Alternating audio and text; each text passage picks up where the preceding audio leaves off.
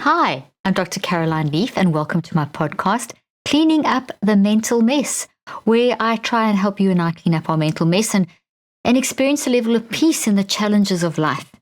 And in today's podcast, I'm going to be talking about a way that we can do that, and that is having mental health days. I was asked this question recently by a reporter, and then a whole series of questions around it came in from people. So I put a cluster of questions together about mental health days, specifically for our teenagers, and that's what I'm going to talk about today. But just before we begin, if you want to listen to my podcast ad-free with bonus content and live Q&As, then subscribe to my Patreon account. The link and details will be in the show notes. And as always, these podcasts are for educational purposes, and if you have medical issues, please contact the appropriate medical professional. And on to today's podcast. Okay, so the question that I got asked, which I thought was really good, the reporter asked me, is it bad to use the term mental health day? And if there is really a pressing mental health issue, and if so, why or why not? And my answer was, mental health should not be singled out as something different from the challenges that all human beings face. And you've heard me say this really often. Life is challenging. We are coding our environment into our neural networks all day long, whether we like it or not. We are being influenced by life, and unconsciously this is going into our brain. And some of these things are not so great, some are good, some are bad, and on a continuum, some of these issues can be really toxic, and some can be really amazing. But life is coding into the neural networks of our brain. And basically what happens is that some things are toxic, and when they are toxic, that can affect how we function. So mental health issues are a better way of maybe looking at this, that we have mental health issues, all of us, all humans being alive in life, and these go up and down. And then we have, when things accumulate and get worse, or there's major trauma or major events that are major traumatic events, then this can slide down the continuum and become mental health problems where more support is needed. So there's the more day-to-day stuff, and then there's the ones that get bigger, and then the ones that are really big. And basically, having a mental health day is something that can help us just to recharge. So mental health should not be singled out as something different from the challenges that all human beings face. Different, granted, every one of us, but we are in life facing challenges, which is why we have to be very careful about how we understand mental health days, that actual concept. So we all go through difficult times, we all battle with mental health. This is a very normal human response. Those of you that listen to this podcast, you know that I say that all the time. It's okay to be a mess as long as we're managing our mess.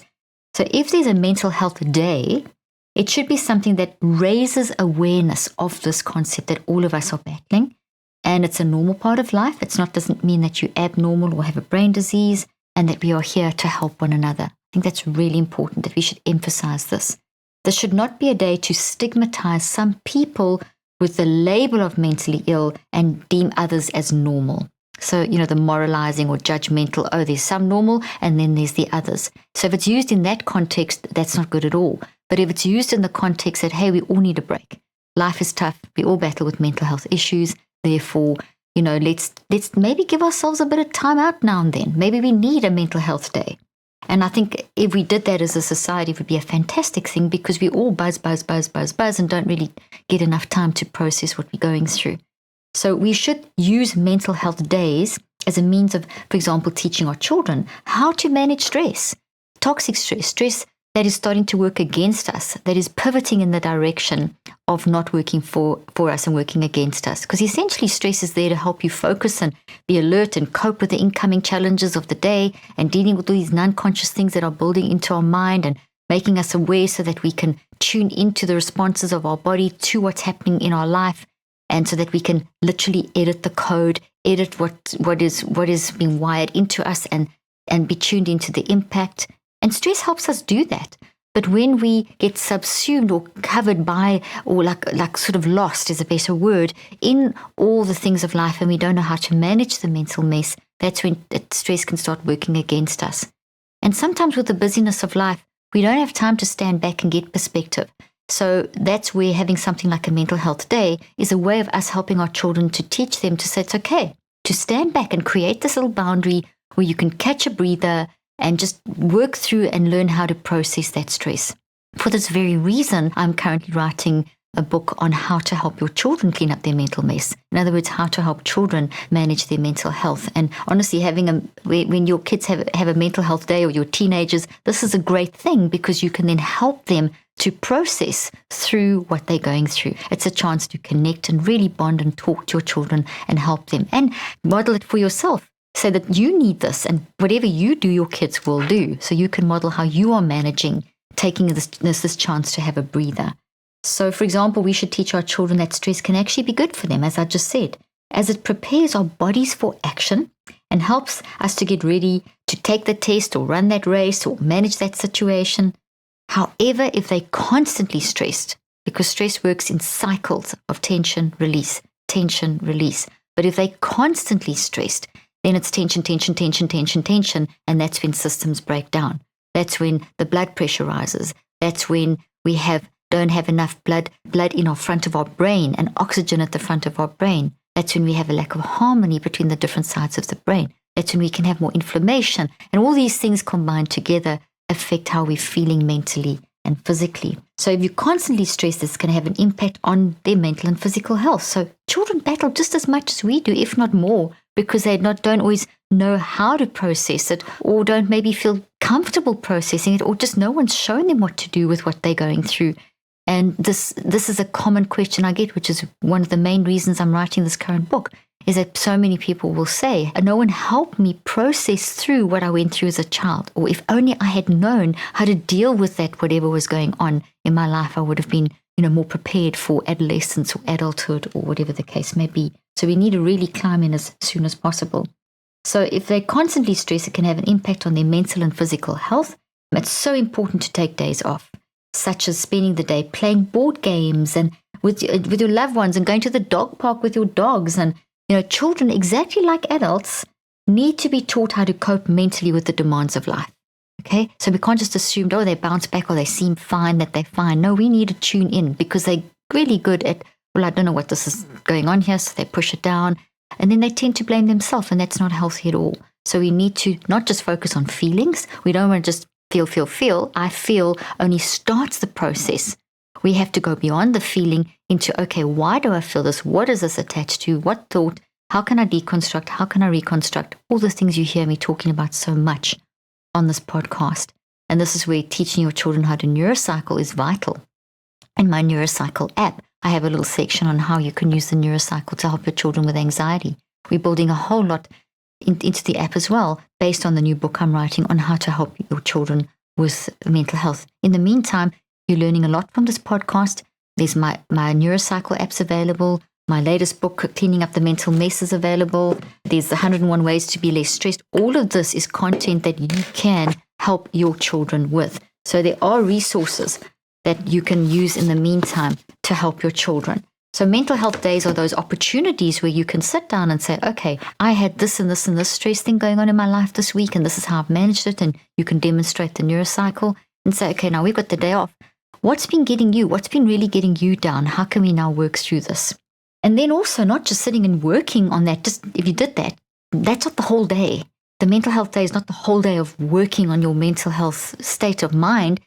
That is a 15 to 45 minute time in the whole day. So we don't want to spend hours and hours and hours on this stuff, because it's exhausting. Your brain gets tired, your conscious mind gets tired, your body gets tired, your non-conscious mind's trying to calm you down. So you limit the time. So important. Sit down with your kids, 15, 45 minutes, absolute max, and then have fun. As I said, take your dogs for a walk, go play with your dogs, watch a movie, play a board game, do stuff that is fun, that will bring laughter out. Watch some funny TikToks of dog videos or something on TikTok or whatever. There's so many great funny things that you can watch, which will really help.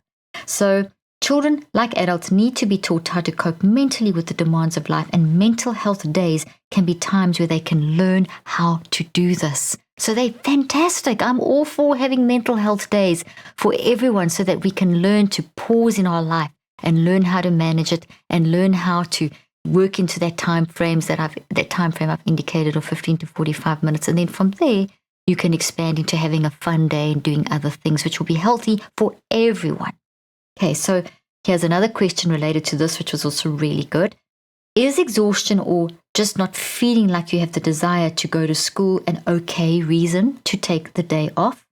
Again, this is assuming that there's nothing major going on, like a test that they have to do or a specific social problem that the child is trying to avoid, etc. And even in those cases, if there's a specific social problem like bullying or something that's going on, they may need to stay away until you find out what that problem is, so that you can then work out a plan to go and address that, help your child to address that with the relevant staff at the school. So my answer is it okay to take those days off if you're just feeling mentally exhausted? And my answer to this is, this depends on what is going on in the child's life. So we should always listen in a non-judgmental and loving way. Non-judgmental and loving creates that safe space where your child can feel safe enough, your teenager, your adolescent, your young child, to tell you and try and verbalize, and you can help them verbalize what is going on. If they feel judged, and they know that they're loved, but if they feel judged and that the environment doesn't feel loving, they're going to clam up. They're not going to share with you. And another thing on that note is that you can't just, today, mental health day, let's talk, let's solve your problems, if you haven't already set the scene for that. So you must work, it's very important that we work on developing deep, meaningful connections with our children, so that the days aren't just filled with constantly discussing just the day's stuff, or, what's happening after school, and what's your homework, and this is your schedule for today, and this is what I'm doing. So, just what are you going to have for dinner? What's your homework? That you don't just talk about things that need to be done. I agree they need to be done. But there's also a time where you just go for a walk, or you just sit together and watch a program, and then, create that safe space where you are talking to them about other stuff that is important to them. I see you watching this program and you really love it. So what is it about this program that you love? Or, I see you laughing so much at that TikTok. What is it? Show me. I'd love to share it with you. And, tell me why it's funny. Whatever. It's find other stuff to connect with a little bit every day, so that when the big stuff does hit, that they feel already that they can connect with you, that there isn't a disconnect because you've only just dealt with the most basic need. But when it comes to that deep stuff, you haven't transitioned into that safe space. So build this up over time from as young as possible. And if you haven't done this, don't feel guilty. It's never too late. Change is never too late. Listen, life's caught all of us, and we've all had nurturing that's messed us up and all kinds of that's been, things happen. Life happens. So we've got to give ourselves grace. And if this is where you want to move towards, there's always time. You can change how you function, etc., etc. So maybe you need a mental health day, maybe as a parent or a teacher or whatever, and to stand back and just get yourself in the space where you can reconnect with your children. So, but coming back to, is it okay to give them time to have a day off? As I said, it depends on what's going on in their life, what they're going through, what's happening. And indeed, it is so important, as I've just said, to tune into your children, teach them to manage stress, including lifestyle habits like sleeping and diet, exercise. All these things are important, but we need to help them, most importantly, manage their mind, manage all the swirling activity that's going through these different stages of development. And we need to talk about how to make scary things like tests and challenging exams, and to help them to see these as part of life. And yes, they are scary, but help them to manage that fear around those, or the challenge, etc. So notably, we as parents, teachers, and guardians need to be careful not to put too much pressure on our children to get straight A's and be at the top of their class all the time. It's not realistic. It's too much pressure. And this can easily put a child into a toxic state and make them really hate school. So we need to teach our kids that working hard and giving school our best is the most important thing. But we don't want to get into that hustle culture. Work hard, because that's the only way you can achieve. It's not the only way that you can achieve. It's much better to develop a global self-value, to understand quality of time spent versus quantity. It's also to understand your values, what you're trying to achieve. And it's okay to make mistakes and not do well all the time, because that's how you learn to repair and grow. And that's part of life. And embrace the D's and C's, or the bad grades with the good grades, and see that as a learning opportunity. We've got to model that for the kids. But if we tell them, it's bad to get those, and that puts pressure on them and judgment, and doesn't help to solve the problem of why that's happening in the first place. So if a child's really struggling, having said all of this, if a child's really struggling and there's patterns happening, it may be very important that you do take a mental health day. I have 4 adult children. When they were at school, there were times where I could see they weren't sick, but they needed a mental health day. They needed a day just to stay home with me, spend some time with me, do the things I was saying, watch a little bit of TV, and then when they felt relaxed, get into that space where we can connect and communicate. Often it would be taking our dogs for a walk or something like that, and just gather their thoughts for a moment and just sort of get the heaviness of what's going on at school or something like that that's blocking their ability to just get clarity. Just stand back. It's the most amazing thing, and they feel so special that you would do that for them, and then help them work through that process. So that you increase their resilience, that you help to activate their resilience to face that issue that's coming up. So don't feel guilty or that it's a wrong thing or it's teaching the wrong things. If your child comes to you and just say, I'm really battling, use that as an amazing opportunity to be able to work out, obviously based on your work schedule and things like that, that they may just need some time out to reboot. There's nothing wrong with that. Very important that we look after their mental health, because if they go into that constant cycle of battling, it could just make things worse, and it's going to affect the academics and social, emotional, cognitive, all those levels will become affected by the thing of they've got to go to school, they can't miss the day. Sometimes your kids need a day off too. Okay? So we all need a break at times. So then here's the next question. Does giving a mental health day for no urgent reason send a bad message to teens about the importance of school? And absolutely not. I don't think that necessarily does the case at all. What it does, it does the opposite. It sends a message to teenagers that we value and respect your mental health and your mind management so much that we recognize that the pressure of school can just be too much, and sometimes we just need to stop the bus and get off the bus and just have a day off. So it's a decompression day. It's a way to show teens how to deal with stress and anxiety. It's an amazing opportunity. Messy mind, messy brain, messy body, and it just can make a mess of everything. We need to sometimes just gather our thoughts so that we can start trying to manage that mess. And so it definitely doesn't send a negative message. I believe it sends a very caring, strong message that you value what they're going through. You validate what they're going through. A bonding opportunity par excellence. An interesting study was done where they asked, it was a very big study done, where they asked teenagers, what is one of the most important things that you need from your parents and teachers? And the collective answer that came back, and I'm summarizing a big study, was we want our parents to listen to us. And this is from teenagers. And so, something like a mental health day is an ideal opportunity to let them sleep late, get up and have a little break, maybe go for breakfast together or make breakfast together or something, and have a chance just to reconnect and say, hey, what's important to you? What do you need? How can I help you? What can I do better to help you?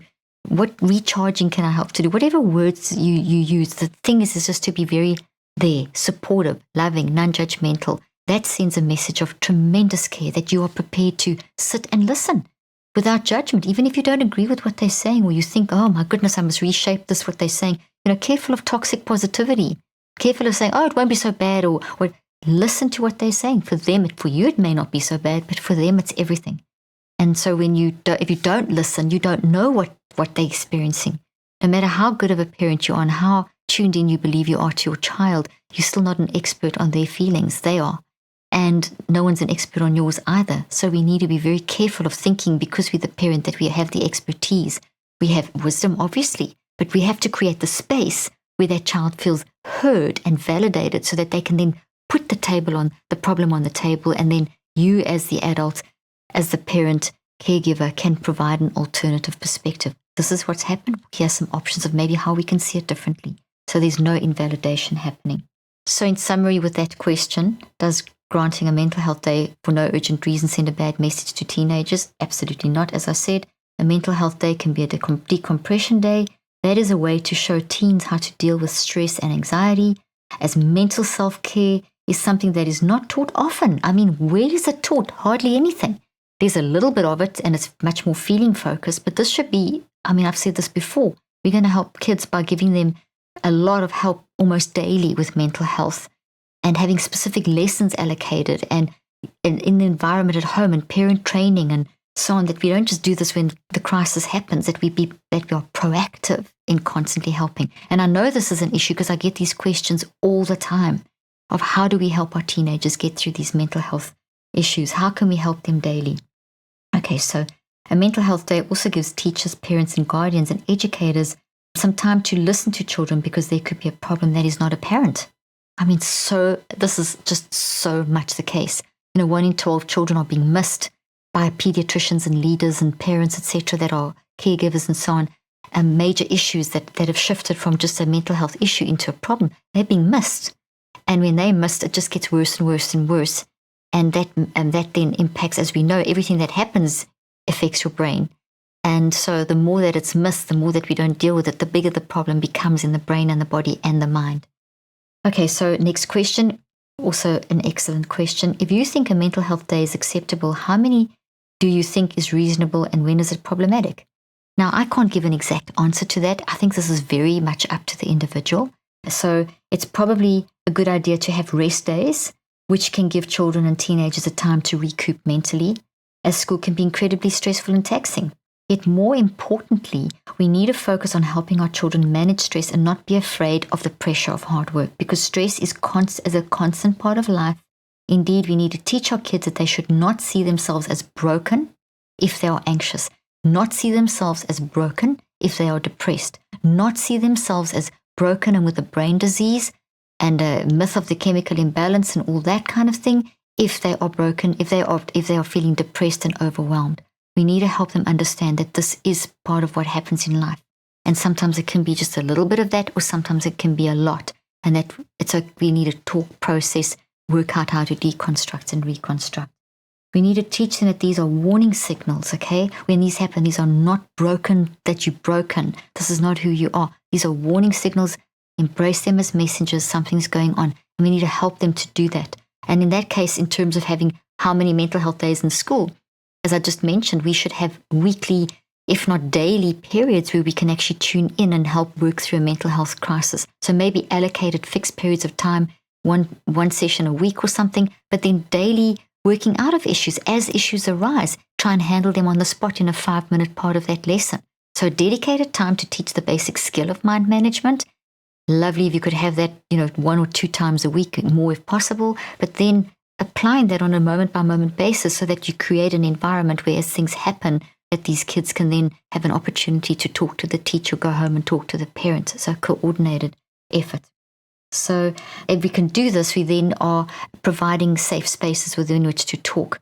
So it's not a situation of we're never going to talk about anything, and now we have a mental health day, talk. They won't say a word. But if we've created this as a lifestyle and there's a constant ongoing discussion around this, then the mental health days are going to be, happen as necessary, as an extra rebooting of the system, because we're going to be dealing with it on a consistent basis. So have the mental health days, but rather make mental health part of the whole week and part of the whole every day. Are there any rules, next question, you think should be enforced on a mental health day, such as no TV or video games, or is it fine just to use the day as you please? And my answer to that is I think it should be a day where people are taught how to cope with the stress of life, as I've been saying, by detoxing their brain through mind management, through a limited time period of the 15 to 45 minutes. Also doing a little bit of brain building, maybe reading, maybe they're building model airplanes, or they have some particular interest, spending the time just not on schoolwork, but on something that they're fascinated with and love to read up on, or watch a video about this together, or go into a museum or something like that where you can focus in on building the brain around a level of high interest, and just maybe sit and read a fiction book all day, or read a book together for a couple of hours, or, watch that bit of TV. There's nothing wrong with just decompressing and watching that bit of TV. Maybe that's all you can do at that moment. Maybe there's been just so much happening in that child's life at school that they just seriously need a decompression day where they just feel loved and allowed to just settle in and just go down. If they're watching the TV, just go sit next to him every now and then and just say, hey, what do you need? Do you want to chat? I'm here for you. And as I said, that works if you've been doing this on a consistent basis. Never too late to start, but don't expect the first time that you tell your child, hey, I'm here for you, let's talk, or let's go out for coffee, let's talk, and they don't say a word, and then you throw up your arms in frustration. They're not going to just talk if you just sit down at this lunch meeting or whatever. It's too formal. It needs to be a very informal development of creating a safe space. And then the mental health day becomes this bonus. They also asked me, is there a better term instead of saying mental health day? I don't have a problem with mental health day, but maybe we should say mental self-care day or mind management day. may take a little bit of that kind of scariness out of the mental health because it's had so many different negative connotations added to it. So I kind of think maybe mental self-care or mind management day, building resilience day could be other options that we could look at. Next question is actually quite a great question. Basically, if they see it as sort of playing hooky day, the mental health day, and like it's, you've got the weekend to do that. So why do we need something else on top of that? As I said, I don't think it should just be the only time that you deal with mental health to have an occasional mental health day, because only dealing with it maybe once a term or something is definitely not enough time to deal with your mental health. We're dealing with our mind 24/7. It never stops. We need mental health management all day long. And as I said, these mental health days are like bonuses for more decompression and more building and so on. So I don't think it's hooky at all. I mean, if you just look at the average child's life now, a lot of their weekend is taken up with sports practices. I mean, I was just listening to a friend of mine the other day telling me about, her children's sports like for football and whatever. It's like it's every evening after, it's school, it's homework, it's up till 7, 8 at night, all day Saturday. Like, when are these kids decompressing? Kids need time just to play and do nothing and just let their mind wander and, watch a bit of silly TV and play some games and hang out with their friends. We're not giving kids enough of this. Play is such an intelligence builder, such a mental health builder. Just relaxing and not having every moment filled, this hustle mentality is really not healthy. So we need to be careful on trying to stop focusing on so much on trying to fill up your children's schedules and more on teaching children good life skills like dealing with stress, mind management, the things I've been saying. There needs to be a healthy balance between work and play. We've got to be so careful we're not developing a hustle mentality inside of our children. And I mentioned what this is already. Hustle mentality is work. You have to work to achieve anything. And what is that external goal that you're trying to achieve? Everything you do is all part of your development. And it doesn't have to be hard work all the time. And in fact, the research shows that if you hustle like that and work so hard, your creativity and intelligence drops off. So it's not beneficial, it's counterproductive. Okay, so and that goes to the next question that I had was, which I get a lot of. Is overscheduling causing kids to need more mental health days? Well, indeed, absolutely.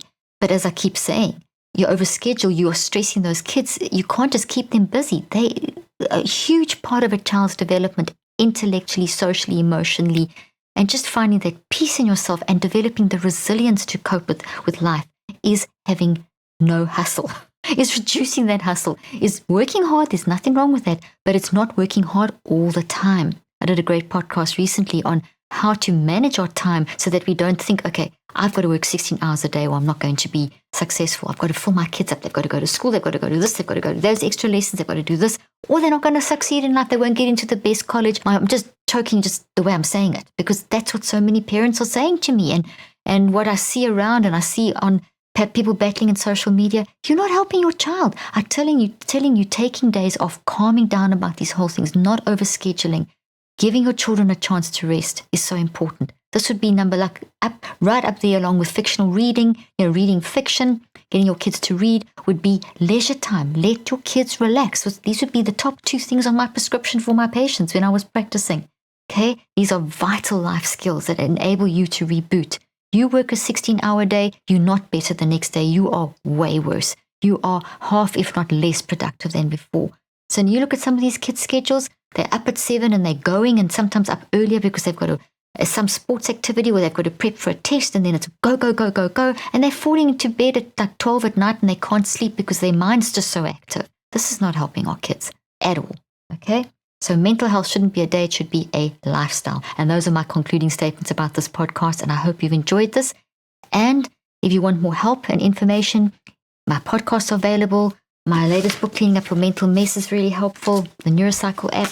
This is a great little book that a lot of people are giving this to their kids to actually, and having themselves just available, just little quick tips on how to help you, manage, just little booster tips on how to repurpose your thinking and reconceptualize your thinking to calm you down.